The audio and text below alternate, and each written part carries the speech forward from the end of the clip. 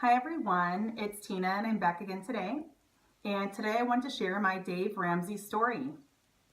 So for those of you who don't know, Dave Ramsey is somebody who is, I think, a pretty powerful voice in the personal finance arena. He has a radio show, he's a published author, he's got coaching classes, he has what he calls Financial Peace University, and he is also really active on YouTube. A lot of it stems from his radio show, but he's got a lot of content out here, and this is where I found him as I was researching different things on personal finance. And I have to say, I love him. I'm totally hooked. I've been watching his videos nonstop. He's got a lot of stuff out here from, even going back to like 2013. I think I've even heard a 2012 video in there. So for those of you who are interested, I would say check him out. I mean, he's really a common sense person. He speaks a lot about his personal faith. He's a Christian, and he does talk about how his philosophy on money comes from things that he's read out of the Bible.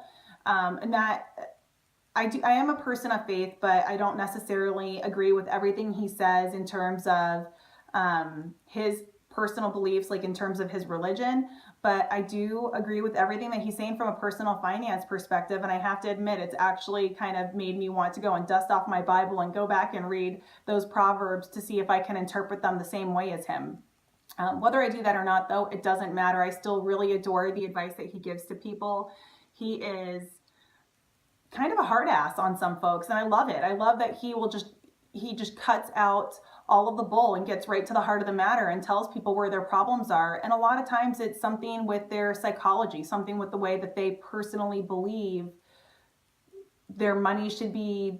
I don't know, I guess I would say it's entitlement based. There's a lot of people who have entitlement problems and feel like they need to live to a certain standard. One of the phrases he mentions is that people within the first 5 years of their marriage try to build the same life that their parents have, that their parents took 30 plus years to build. So I fell into that trap 110%, and I feel like he's speaking to me because of that. On the flip side, he's also really compassionate when there are situations where mental health is a concern for the person's finances, or when it's somebody who's dealing with addiction. He definitely shows that there are certain situations that require more compassion, and he delivers that as well. So he's a pretty impressive guy, and I encourage everyone to check him out.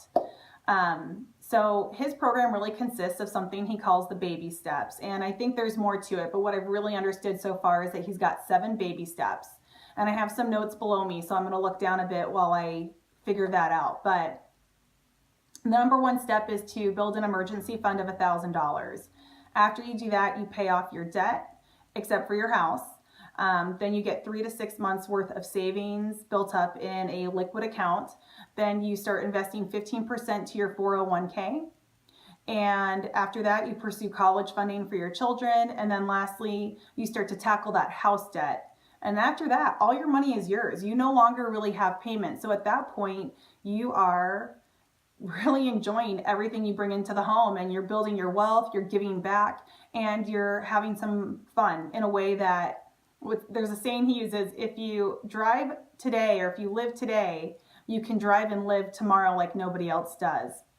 I butchered that. I think it's, if you live like nobody else today, in the future, you can live like nobody else. And what he's saying is, yeah, if you are very stringent, if you're very frugal, if you drive a beat up old car today and you get yourself to a position where you don't have any payments, you can accrue your wealth so quickly that in the future, you're undoubtedly going to be a millionaire, and you will be able to live like nobody around you who is still living paycheck to paycheck, or on a budget that contains a lot of payments to debts.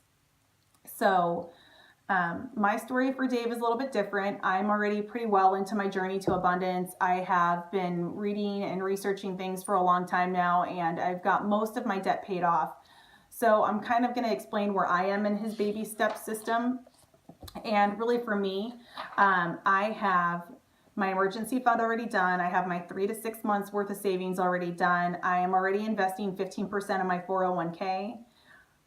But I haven't started college funding. I'm paying extra on my house, and yet I still have a car payment. So Dave would look at me and be like, oh, kiddo, you've got this all out of order. And so even though I acknowledge that, and even though I really appreciate everything Dave's putting out there, I'm not going to change everything about how I manage my finances For example, even though I have a car payment, I'm not going to discontinue how much I'm putting in my 401k, or I'm not going to reduce that amount.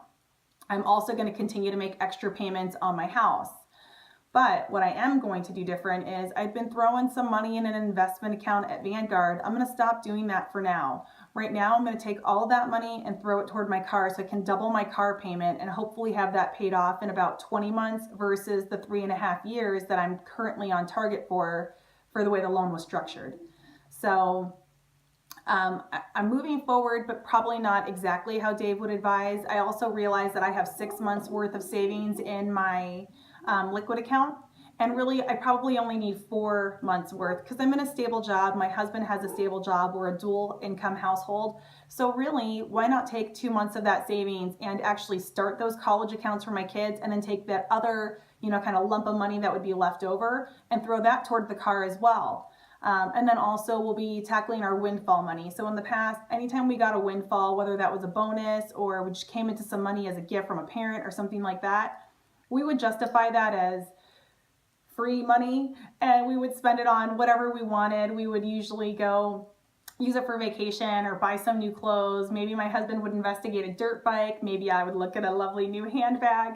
And instead now we're in agreement that we need to get our debts paid off. So that windfall money now is gonna all go to the car until that's paid off. And then once that's paid off, we're gonna take that car payment, that investment amount, and any of those windfalls, and we're gonna start throwing those at the house. And right now we're on target to pay our house off in about 12 years, which just seems so long to me.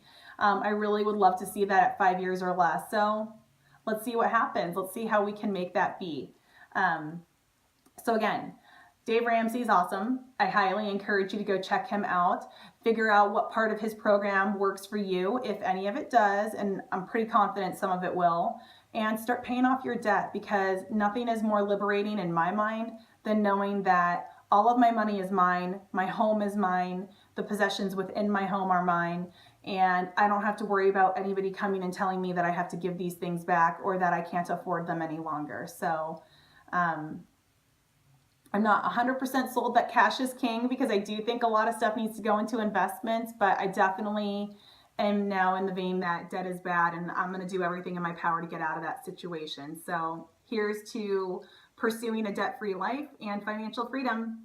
I hope you all have a fantastic week, and we'll check in soon.